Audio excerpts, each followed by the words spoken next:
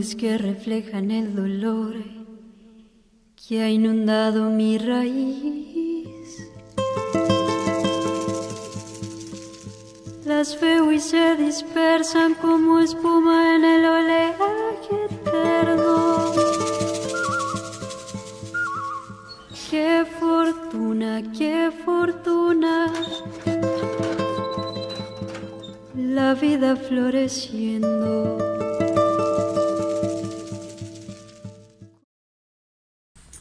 Digamos, de Virgilio Barco, que es el que yo mejor conozco, era un gobierno muy fuerte, en donde claramente no estaban dispuestos ni a dar amnistías.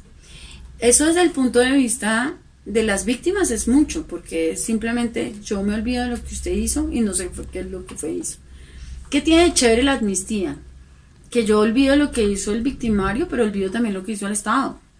Y es que el Estado es malo, o sea, digamos, no es que sea malo en sí mismo, pero el Estado usa la fuerza y a veces se le va la mano y en muchas ocasiones hace cosas muy horribles. Y lo que pasó en los 2000 con los falsos positivos no es una cosa que, ¡oh, qué sorpresa! Está pasando.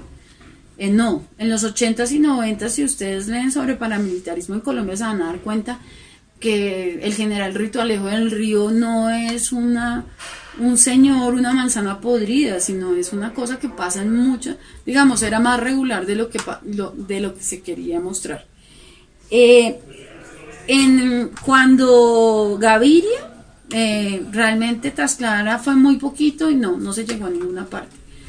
Y lo que estaba esperando Gaviria era que con la Constitución del 91 las FARC se metieran en la Constitución, así como lo hizo el M-19. Porque realmente el único proceso exitoso que hemos tenido es el M-19. Si ustedes se dan cuenta, después de que el M-19 se reincorporó a la vida civil, hemos tenido alcaldes, gobernadores, senadores, representantes en la Cámara, han participado en política, han ganado, han perdido, lo han hecho bien, lo han hecho regular y lo ha hecho Petro. Pero lo más importante, no los han matado, ¿sí? Que eso es muy, muy importante. Sin embargo, pues a las FARC sí no les fue tan bien y ellos no se incorporaron en el 91, ¿sí? Que fue como un momento que hubiera sido bien chévere. Y entonces pues a ellos los empezaron a matar de manera indecorosa en toda la década de los 90 y más o menos 3.500 militantes fueron masacrados. Eso fue una masacre, digamos que fue un genocidio político y realmente pues o sea, fue increíble cómo los mataron en los finales de los 80s y todos los 90s. Con Andrés Pastrana no tenía ninguna agenda, o sea, ni siquiera tenía buenas intenciones. Él lo que quería era tener la presidencia, yo creo que para hacer un poco de negocios privados que hizo con sus amigos que estuvieron en el gabinete, iban a España y a Europa, y yo insisto en que hicieron muy buenos negocios. Fue en la época en que muchísimas comerciantes españoles vinieron a la Reconquista.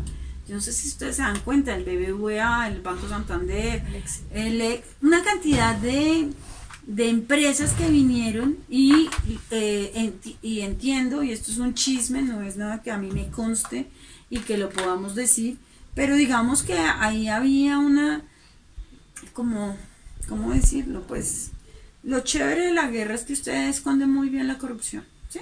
Entonces cuando está en guerra, pues está en guerra, todo es permitido. Y entonces pues usted hace como gobernante pues sus negocios y parece que sí se hizo más rico de lo que era con estos negocios que hizo mientras estaba en el poder. Entonces digamos que yo creo que lo de la paz es como esa vaina que tenemos que vivir en paz y entonces lo vamos a hacer, y entonces él no tenía nada en la cabeza. Ustedes ven los 2 años y medio del Caguán y uno dice, bueno, ¿qué fue lo que hicieron? O sea, ¿cuál era la agenda del gobierno? Y no, hay esfuerzos, pero no hay una agenda que usted diga, mire, el gobierno les va a dar esto y quiere esto. Pues, o sea, frases de cajón, el desarme, la entrega a los secuestrados, bla, bla, bla, bla. Con el gobierno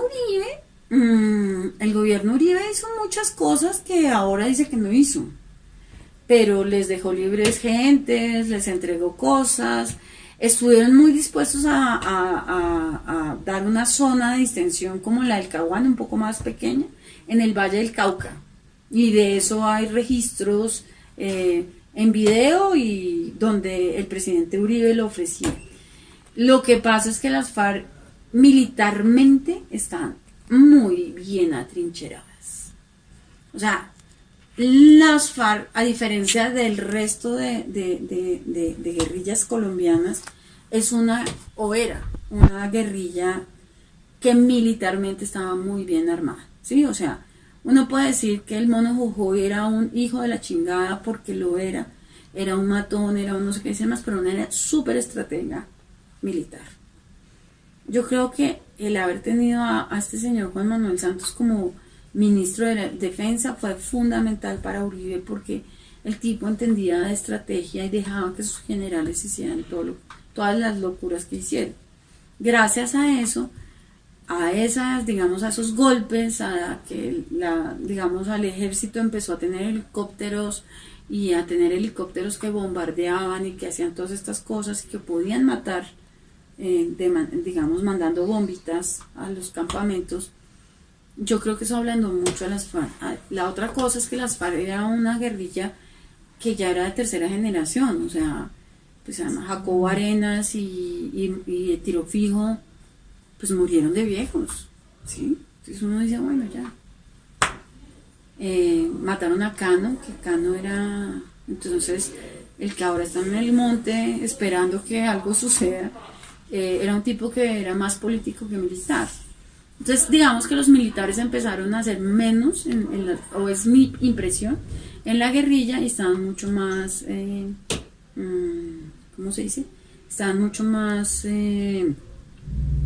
dispuestos a negociar. ¿Cuál es el problema desde mi punto de vista?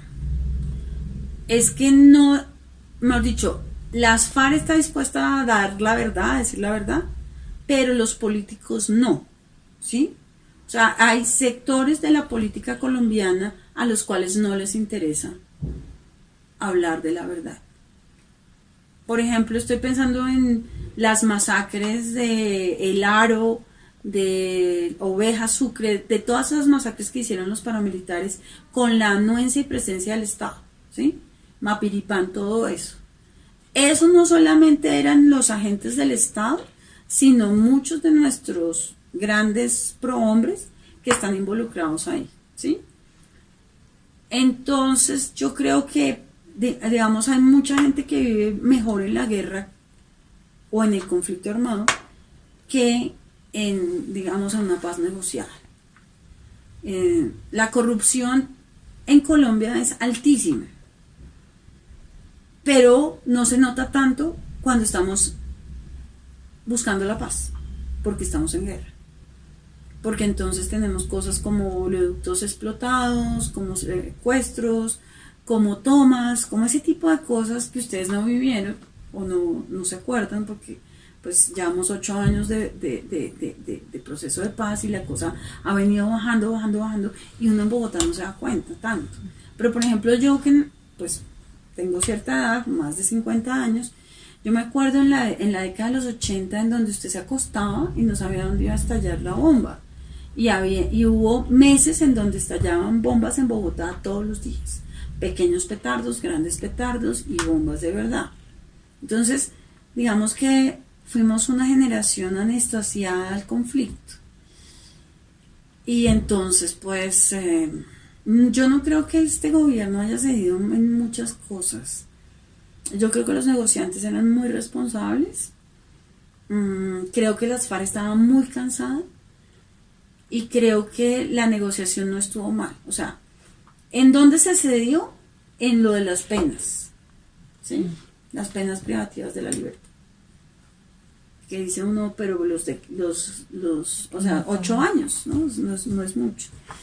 Pero entonces, ahí es cuando le dicen a uno el cuento que a mí, pues, no es que me convenza, pero me parece razonable.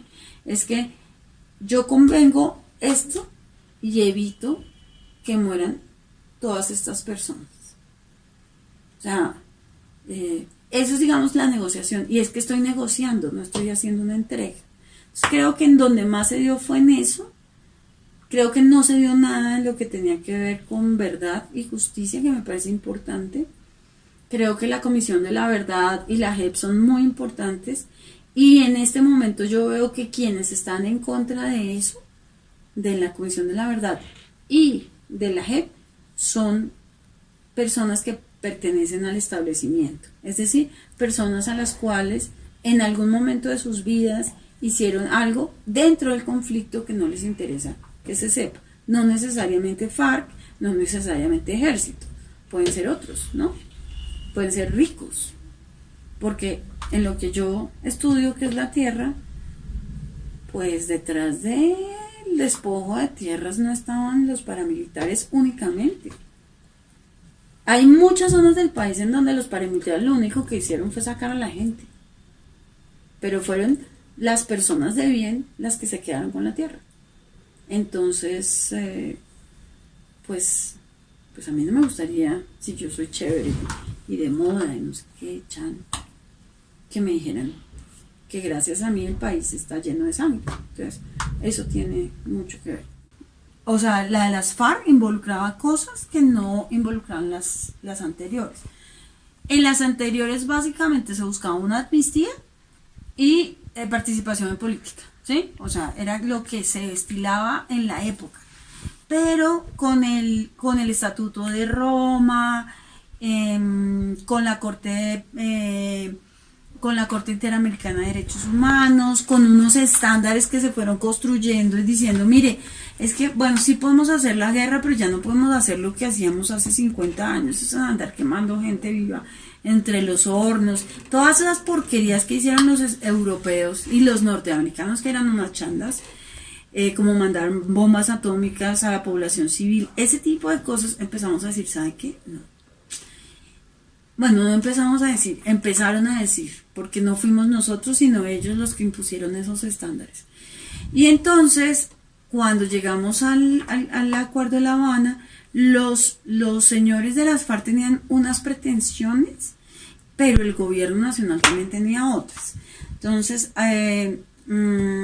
lo primero es que las FARC habla de una reforma rural integral. Pero en el primer borrador que mandan ellos, pues no estaban hablando de distribución de la tierra ni nada de esas cosas. Ellos estaban hablando de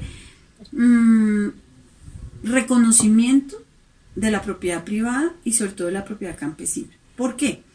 Porque en Colombia el Estado no ha sido capaz de medir la tierra que tiene y de esa manera, ustedes son abogadas, entonces que la gente tenga el justo título y que lo pueda registrar. Entonces, más de la mitad del territorio nacional, la propiedad es informal, ¿sí? O es un baldío que mis abuelos cogieron y yo hace 50 años y ahí seguimos viviendo y no lo hemos podido titular. O es una herencia o algo, pero todo es informal. Entonces, en ese sentido, lo que buscaba las FARC era que todos los campesinos tuvieran tierra que les permitiera vivir de esa tierra. O sea, no un minifundio ni un microfundio. Porque en Colombia, a pesar de lo que dicen los señores de GAN y eso, hay mucha gente que tiene mucha tierra, hay poquita gente que tiene mucha tierra y mucha gente que no tiene. Entonces digamos que eso era como una cosa interesante. Entonces eso es una diferencia frente a las otras dos, ¿sí? A las 80s, finales de 80s, Tlaxcala y todo eso, Caracas, todo eso. Bueno, el oso que hizo Pastrana con el Caguán, eso, o sea, la negociación del Caguán es la prueba clara de la improvisación cuando uno no tiene nada en la cabeza, ¿sí? O sea, llego a ver qué pasa. Entonces, toda la agenda la armó las FARC y era una agenda que nunca se armó. Si ustedes cogen todo lo que hay, todo el mundo iba y decía yo quiero esto y nunca logramos armar una maldita agenda, como decir, oiga, venga, hagamos esto. Fue mucho tiempo desperdiciado. Entonces, esa es una diferencia muy importante. Pero para mí la diferencia más importante es que las víctimas del conflicto armado están en el centro de la negociación. Y los de las FARC dicen, sí, nosotros hicimos cosas horribles, pero queremos que ustedes también digan que hicieron cosas horribles, porque el Estado colombiano es victimario, llámese falsos positivos, llámese desapariciones forzadas, o llámese, no sé, muertes en combate que no lo fueron. Pues el Estado colombiano y sus funcionarios, y cuando hablo de funcionarios, pues estoy hablando de soldados y policías y jueces y políticos, que son funcionarios, han cometido crímenes, algunos muy feos, y entonces la FARC dijo, sí, listo, yo voy a decir mi verdad, pero ustedes también. Y las víctimas también dijeron, sí, queremos que digan la verdad, y que no la digan toda, ¿sí? Y que no nos digan cosas que no son. Y en ese sentido creo que es muy importante también. Desde el punto de vista de la literatura universal que hay sobre este tipo de conflictos, pues eso de la verdad, la justicia y la reparación no es una cosa tan fácil como uno cree, ¿sí? O sea, perdonar no es fácil. Perdonar no es olvidar, ¿no? Sino simplemente que uno no tenga odio en el corazón. No es tan fácil. Y pues uno no le puede exigir a las víctimas que perdonen, pero sí le puede exigir a los victimarios que digan la verdad. Ya lo que hagan las víctimas con eso es distinto. Acuérdense que un proceso de justicia transicional es verdad, justicia, reparación y garantía de no repetición. La verdad por eso es muy importante, porque es la única manera como yo tengo históricamente de no repetir la cosa, ¿sí? Aunque eso no es tan claro. Fíjense lo que pasa, por ejemplo, en Europa, con el neonazismo, ¿sí? No, el holocausto no pasó, estos tipos no son... Y volvieron y están revictimizando a los israelitas, y los israelitas están victimizando a sus vecinos. Entonces, el que sepamos la verdad no significa que no vaya a volver a pasar, pero sí es por lo menos una, digamos, como pues es una cosa importante, ¿no? Por lo menos la intención de que no se haga. El modelo colombiano, desde mi punto de vista, tiene problemas porque basa todo en lo de la reparación y no repetición en la verdad judicial. Y la verdad judicial siempre tiene una gran discrepancia con la verdad histórica, y por muchas razones, por la misma estructura del proceso. Y hace que si yo dependo de las dos cosas, de la verdad judicial, pues obviamente pues voy a estar muy lejos de reparar y de garantizar la no repetición. Para sanar el tiempo y el silencio, y quiero mirarte, voy a acercarme al paraíso infinito. La paz per se no es un, digamos, como una cosa, o sea, no hay un proceso de paz que no produzca una violencia desmedida después de la paz, ¿sí? Porque en todas las latitudes lo que pasa es que hay un pocotón de gente armada que no sabe qué hacer. Por ejemplo, El Salvador, Honduras, pues estos tipos que son Nicaragua, pero Salvador y Honduras sobre todo, que tenían, o sea, mejor dicho, el ejército, el Farabundo Martí no tanto, pero el ejército del Salvador le quitaba a las mamás niños de 12 años y les daba un arma para que fueran a pelear contra el Farabundo Martí. O sea, el Estado salvadoreño hizo eso. Entonces usted tiene un niño que apenas sabe leer y escribir y ya está matando gente. Y entonces hacemos la paz. ¿Y qué hacemos con un pocotón de chinos de ambos bandos? Aunque el Farabundo Martín no tenía tanta, no enrolaba tanto como el ejército. Hay unas películas muy bellas sobre el tema. Bellas en el sentido que muestran la cosa, son horribles, pero son muy buenas en el sentido.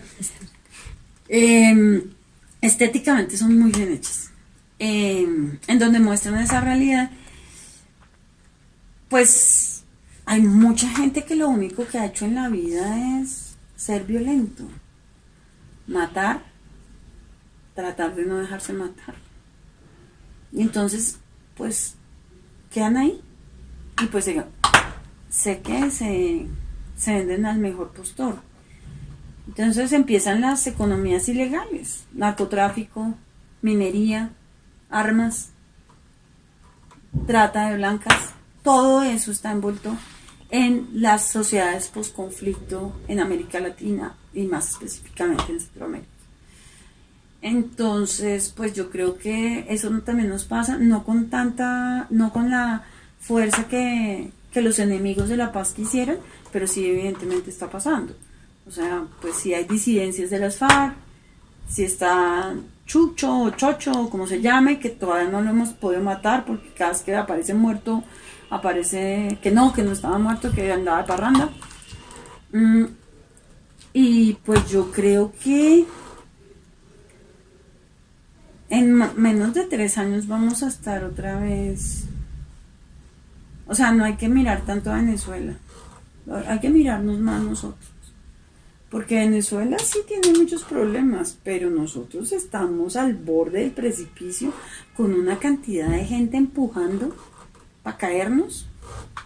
Impresionante. O sea, yo me doy cuenta, pues puede que no sea, o sea, es diciente, no creo que sea, ¿cómo se dice? Estadísticamente significativo. Pero que usted ande con unas florecitas de la paz en una marcha y lo agredan por eso y le digan que es un guerrillero y que tiro les vamos a dar y bala, y al otro lo van a pelar y yo no sé qué más cosas, muestra que son personas que no van a luchar esa guerra. Yo no la voy a luchar, mi hijo no la va a luchar. Aquí los únicos que van a luchar otra vez esa maldita guerra son los pobres. Y a mí sí me parece de una irresponsabilidad de este gobierno y de este Estado lo que están haciendo. Yo no puedo creer, el presidente Uribe ya está por encima del bien y del mal, dejémoslo en paz. Pero no sigamos echando candela a ver si se vuelve a encender esta vaina. Porque 30.000 muertos por cada año, pa' mal, no, pues no parece bonito. Ahora, 5.000 personas allá en la frontera con Venezuela. O sea, es que estamos haciendo, queremos matarnos por alguna parte. O poniendo 5.000 gringos o sea, los 5.000 gringos van a durar 30 segundos. Apenas echen bala los de allá para acá y los de aquí para allá, ellos se van y nosotros nos quedamos con... Porque empezar una guerra es así de fácil. Terminarla, duramos 50 años tratando de hacerlo.